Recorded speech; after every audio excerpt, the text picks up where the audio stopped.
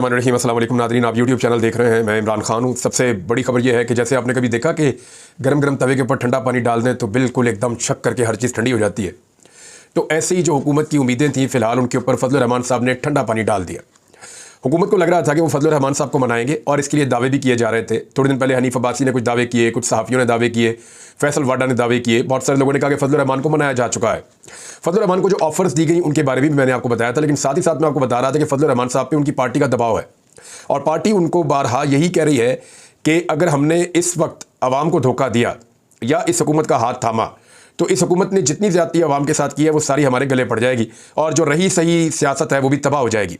तो फजलुर रहमान साहब का जो स्टेटमेंट है पहले आप वो देख लीजिए, वहाँ से आपको आइडिया हो जाएगा कि कैसे उन्होंने हुकूमत की उम्मीदों पर पानी फेरा है। मामला तो एक्सटेंशन का है, ये पूरा पाकिस्तान कह रहा है। फजलुर रहमान साहब कह रहे हैं कि एक्सटेंशन फ़ौज समेत हर इदारे में गलत है। अगर हक है तो पार्लियामेंट को भी दिया जाए कि यहाँ पर भी एक्सटेंशन हो जाए।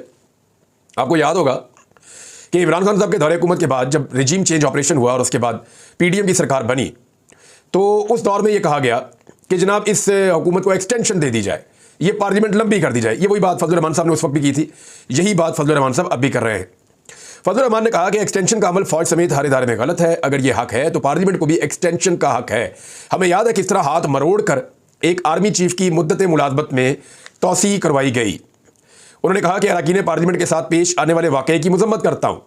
उन्होंने ये भी कहा कि होना तो ये चाहिए था कि 3 दिन तक इस ऐवान को बंद कर दिया जाता है एहतजाजन, ताकि आइंदा ऐसा वाक़या ना हो।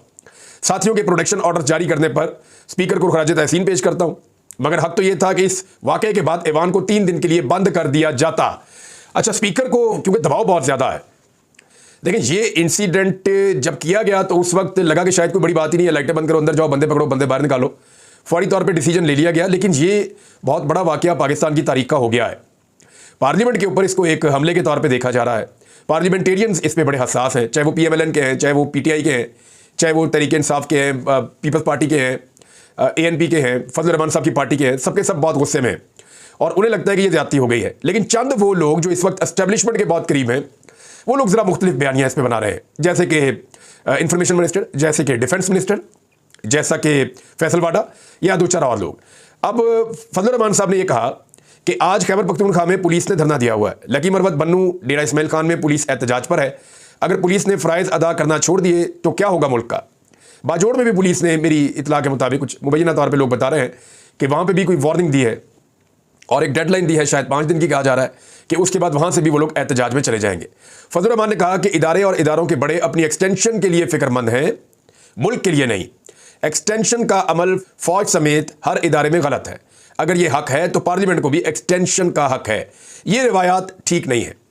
हम अपोजिशन में और गलत रवायत की बुनियाद नहीं डालेंगे। आज पार्लियामेंट में बैठकर हम किसी की एक्सटेंशन की तायीद क्यों करें।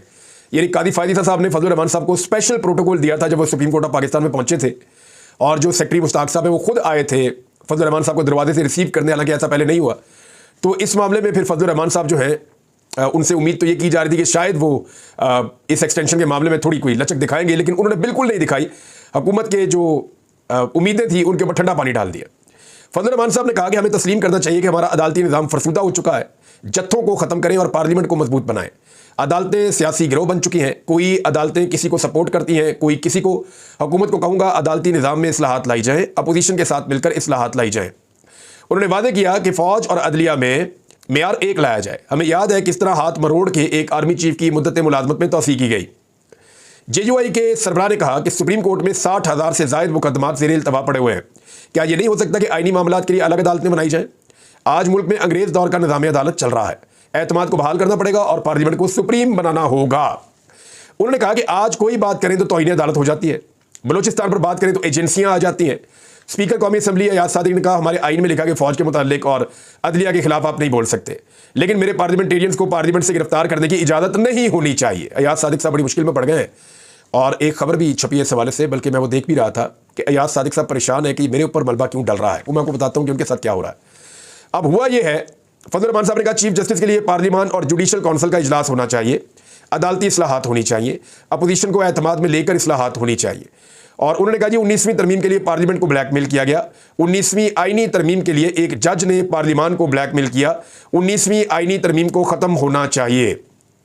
अच्छा जी, उसके बाद उन्होंने कहा जी कि सुप्रीम कोर्ट और हाई कोर्ट के लिए एक ही चीफ बनने के लिए एक ही मेयार होना चाहिए, चीफ बनने के लिए एक ही मेयार होना चाहिए। फजल रहमान साहब ने फिर बहुत सारी बातें की जो अदलिया के हवाले से वो चाह रहे थे। फिर उन्होंने कहा पार्लियामेंट में पीटीआई के लोगों को गिरफ्तार करना गलत था और एक आर्मी चीफ बाजवा ने हमारा बाजू मरोड़कर अपनी मर्जी के फैसले करवाए हैं। फजल रहमान साहब ने एक दफ़ा फिर साबिक army chief general Qamar Javed Bajwa के ऊपर इल्ज़ाम लगाए। उन्होंने कहा बलूचिस्तान में अलहदगी के नारे लग रहे हैं, आज स्कूलों में पाकिस्तान का तराना नहीं बजाया जा सकता, वहाँ पे हमें उनसे बात करनी चाहिए। पाकिस्तान का झंडा नहीं लगाया जा सकता, माशरती उलूम नहीं पढ़ाया जाता, अलहदगी पसंद तहरीक में मुसल्ला लोग भी हैं और गैर मुसल्ला भी। मेरी राय की मुस्तकिल ज़रूरत इस कमेटी को है तो मैं हाजिर हूँ। फिर उसके बाद उन्होंने अपने इलाके का बताया कि वहाँ पर सूरत हाल क्या है। ख्वाजा आसिफ साहब ने कहा जी मामला यह है कि हमारी दफ़ा भी तो जुल्म हो रहा था, तो अब हो रहा है तो खैर इसको जस्टिफाई कर देते हैं, मैं कमेटी का हिस्सा नहीं बनता। स्पीकर ने फिर एक कमेटी बनाई थी ना, वो कह रहे जी मैं उसका हिस्सा नहीं बनता। बहरहाल फजल रहमान साहब हैं, बाकी जमात के लोग हैं, पाकिस्तान तहरीक इंसाफ के लोग भी हैं और वो भी इस कमेटी का हिस्सा बने हैं। उमर अयूब साहब भी इस कमेटी का हिस्सा बने हैं, मौलाना फजल रहमान साहब भी बने हैं, खुर्शीद शाह साहब जो है वो इसके सरबराह बने कमेटी के। अब हुआ ये है कि ख्वाजा आसिफ साहब ये तो कहते हैं कि नवाज शरीफ साहब को उनकी अहलिया से बात नहीं करने दी गई। देखें वो उस वक्त वहाँ पे जो सुपरिटेंडेंट ऑफ जेल था वो कहाँ है आज? इन्हीं की हुकूमत है ना, पकड़े उसको। उस वक्त जो पंजाब का होम सेक्रेटरी था वो कहाँ है आज? इन्हीं की हुकूमत है ना, पकड़े उसको, और वो इन्हीं का आदमी है। यानी इमरान खान को तो जिस बात का पता भी नहीं है, जब इमरान खान को पता चला कि नवाज शरीफ बीमार है उन्होंने पाकिस्तान से बाहर इलाज के लिए भी भेज दिया। हालांकि वो एक डील हो रही थी और वो प्लेटलेस का सारा ड्रामा करके इमरान खान साहब के सामने रखा गया था, लेकिन इमरान खान साहब ने नवाज शरीफ को तरस खा के पाकिस्तान से बाहर भेज दिया। हाउ इज इट पॉसिबल कि वो उनकी वाइफ से उनकी बात ना होने देते? तो ये इमरान खान ने नहीं किया था, ये जिन्होंने किया था ख्वाजा आसिफ साहब, उनका नाम लेने से भी कतराते हैं। और जो लोग इस सारी चीज़ों को एग्जीक्यूट कर रहे थे आज वो ख्वाजा आसिफ साहब की हुकूमतों के साथ काम भी कर रहे हैं। इमरान खान ने तो नवाज शरीफ साहब को बाहर निकालने की गलती की क्योंकि उन्हें गुमराह किया गया था, उन्हें गलत रिपोर्टें दी गई थी, जो अब पाकिस्तान तहरीक इंसाफ के लोग कहते हैं कि उस वक्त एजेंसियों की मुदाखलत की वजह से नवाज शरीफ की जो प्लेटलेस की रिपोर्टें हैं उनको टेम्पर किया गया था और वो रिपोर्टें ठीक नहीं थी, जिनकी बुनियाद पर मियां नवाज शरीफ को पाकिस्तान से बाहर भेजा गया। अब स्पीकर के लिए मुश्किल ये पैदा हो गई है कि दो तरह के मौक़िफ़ आ रहे हैं। देखिए जो तासुर बन रहा है वो ये है कि ये उम्मीद की जा रही थी कि मौजूदा हुकूमत और हुकूमती जमातें पाकिस्तान तहरीक इंसाफ के जो अरकान कौमी असम्बली के अंदर से गिरफ्तार किए गए हैं उनकी गिरफ्तारी के ऊपर जवाब फराहम करेंगी और गिरफ्तारियों के साथ खड़ी हो जाएंगी। लेकिन इसका उलट हो गया, वो सारे के सारे जो है वो डिफरेंट तरफ जाके खड़े हो गए। अब जब ये लोग सारे अभी आए हैं प्रोटेक्शन ऑर्डर्स के ऊपर, क्योंकि ये भी बहुत दबाव था कि प्रोटेक्शन ऑर्डर ना दिए जाएं। शहबाज शरीफ साहब कुछ और सोच रहे हैं, ख्वाजा आसिफ कुछ और सोच रहे हैं, एक गैंग कुछ और सोच रहा है, पीएमएलएन की क़यादत कुछ और सोच रही है, और दूसरी तरफ जो पार्लियामेंटेरियंस हैं जो अवाम के वोटों के लिए अवाम में जाते हैं उनको अपने खतरात पैदा हो गए हैं कि ये कौन सा खेल शुरू हो गया पाकिस्तान में। मुकद्दस ईवान है उसके अंदर जो है वो हमला कर दिया गया है। अब हुआ ये कि आईजी इस्लामाबाद का जो मौक़िफ़ है वो ये कहते हैं जी हमने प्रोसीजर के तहत किया, और वो ये तासुर देते हैं कि जो कुछ भी किया वो हमने अयाज सादिक साहब की इजाज़त से, उनकी मर्जी से और उनको बताकर किया। अयाज सादिक साहब ये कहते हैं जी मैं तो इसके अंदर शामिल ही नहीं हूँ, मुझे तो पता ही नहीं इन बातों का। अब अयाज सादिक साहब का जो स्टेटमेंट है इस हवाले से वो बड़ा इंपॉर्टेंट है। सरदार अयाज सादिक ने कहा कि आपकी बातों से ऐसा लग रहा है कि इस सब का जिम्मेदार मैं हूँ, ऐसा तासुर दिया जा रहा है कि ये सब मुझे मालूम था या मेरी मर्जी से हुआ। अब मुझे भी अंदर जाकर सोचना पड़ेगा कि मुझे यहाँ रहना है या नहीं। यानी हो सकता है कि वो अपनी स्पीकर की सीट छोड़ने के लिए भी फैसला करें कि उनकी मौजूदगी में इतना खौफनाक काम हो गया पाकिस्तान की तारीख में पहली मरतबा कौमी असम्बली के अंदर घुसकर तशद्दुद करके, लाइटें बंद करके, टार्चों की रोशनी में ऑपरेशन करके नामालूम अफराद जो है वो घसीटते हुए एमएनएस को बाहर ले गए और ले जाकर पुलिस के हवाले कर दिया। अब जो एमएनएस हैं जो बाहर आए उन्होंने भी स्टेटमेंट दिए और उन तमाम के स्टेटमेंट सुनने के बाद कोई अजीबोगरीबी सूरत हाल पैदा हो गई। यानी शेर अफजल मलवत साहब ने बताया कि उनको तो बाकायदा इनकाउंटर की धमकी एक डीआईजी ऑपरेशन ने दी और उनके साथ उनकी लड़ाई भी हो गई। फिर उन्होंने बताया कैसे उनको स्टोर में बंद कर दिया गया, किस तरह ज्यादती की गई और फिर किस तरह जो है वो यहाँ तक मामला पहुंचा है। फिर इसके बाद बल्कि उन्होंने ये भी कहा कि हमने ये फैसला किया था कि हम मुज़ामत करेंगे, लेकिन फिर आमिर डोगर साहब की मेहरबानी से उन्होंने कहा जी फिर मुज़ामत का फैसला जो है वो कैंसिल कर दिया गया। आमिर डोगर साहब ने भी जो स्टेटमेंट दिया, बैरिस्टर गौर साहब ने भी, उमर अयूब साहब ने भी, वो सब ने अपने अपने स्टेटमेंट्स दिए हैं कौमी असम्बली में। अब इसमें बैरिस्टर गौर ने, उमर अयूब ने और हामिद रजा ने स्पीकर की चाय पीने से इनकार कर दिया। उनको इन्हें बुलाया था और उन्हें कहा जी इसके ऊपर बातचीत करते हैं, तो उन्होंने कहा जी हम आपके पास चाय नहीं पी रहे क्योंकि जो कुछ हुआ उसके लिए हम आपको रिस्पॉन्सिबल समझते हैं। आमिर डोगर साहब ने कहा जी पार्लियामेंट को फस्तायत ज़दा हुकूमत ने मजाक बना दिया है, और तमाम एमएनएस ने अपनी गिरफ्तारी का पूरा वाकया बताया। सब ने बताया कि कैसे वो पार्लियामेंट के अंदर मौजूद थे, किस किस कमरे के अंदर मौजूद थे, किस तरीके से चाबियां अमले ने फ्राहम की आने वालों को, किस तरह से वो लोग आए टॉर्चर लेकर, उन्होंने खोला और टॉर्चर करते हुए घसीटते हुए लेकर चले गए एमएनएस को। ये सारे मनाजिर जो उन्होंने देखे या जो उनके साथ हुआ वो उन्होंने पार्लियामेंट के फ्लोर के ऊपर आकर खड़े होकर बता दिया। लगता है ऐसे है कि गिरफ्तार करने वालों को ये लगता था कि शायद ये लोग बड़े लंबे अरसे तक जेल में रहेंगे या इन्हें प्रोटेक्शन ऑर्डर जारी नहीं होंगे। जैसा कि एजाज चौधरी सेनेटर हैं पाकिस्तान तहरीक इंसाफ के, उनके आज तक प्रोटेक्शन ऑर्डर जारी नहीं हुए। अच्छी बात यह है कि अयाज सादिक साहब ने चलो दबाव में आकर, बहुत ज़्यादा दबाव था उनकी अपनी पार्टी का भी, ये प्रोटेक्शन ऑर्डर्स तो उन्होंने जारी कर दिए, लेकिन पाकिस्तान पीपल्स पार्टी के सैयद यूसुफ रज़ा गिलानी साहब ने अभी तक एजाज चौधरी साहब के प्रोटेक्शन ऑर्डर जारी नहीं किए। यानी पीपल्स पार्टी इतनी ही जमहूरी है जितना, यानी आप मेरा ये वीलॉग सुन रहे हैं और मेरा नाम इमरान रियाद है, अगर मैं ये कहूँ कि मेरा नाम कोई और है तो वो उतना ही है पीपल्स पार्टी जैसी जमहूरी है। यानी अगर आप दिन को रात कहें तो पीपल्स पार्टी इतनी जमहूरी है। यानी पीपल्स पार्टी ने जमहूरियत का जनाजा इस मुल्क में निकाला है और अपने गले में सबसे बड़ा टैग डाला हुआ है कि हमसे बड़ी जमहूरी पार्टी पाकिस्तान में कोई नहीं है। खबरों की सियासत ये करते हैं, लेकिन इन्होंने जितनी तबाही फेरी है सिंध के अंदर पाकिस्तान तहरीक इंसाफ की, अपने मुखालिफिन को कुचलने में इन्होंने जो कसर, एक कसर इन्होंने नहीं छोड़ी। पाकिस्तान पीपल्स पार्टी ने सबसे ज्यादा तबाही फेरी है जमहूरियत की, और वो फिर जमहूरियत के चैंपियन भी बन जाते हैं। हालांकि पीपल्स पार्टी में अच्छे लोग हैं, वो बेचारे कहते हैं बार बार, लेकिन जो मैं क़यादत है उसकी बात कर रहा हूं कि क़यादत बिल्कुल भी पाकिस्तान पीपल्स पार्टी की जमहूरी नहीं है। यूसुफ रज़ा गिलानी को अभी तक एजाज चौधरी साहब के जो प्रोटेक्शन ऑर्डर हैं वो जारी करने की तौफीक नहीं हुई।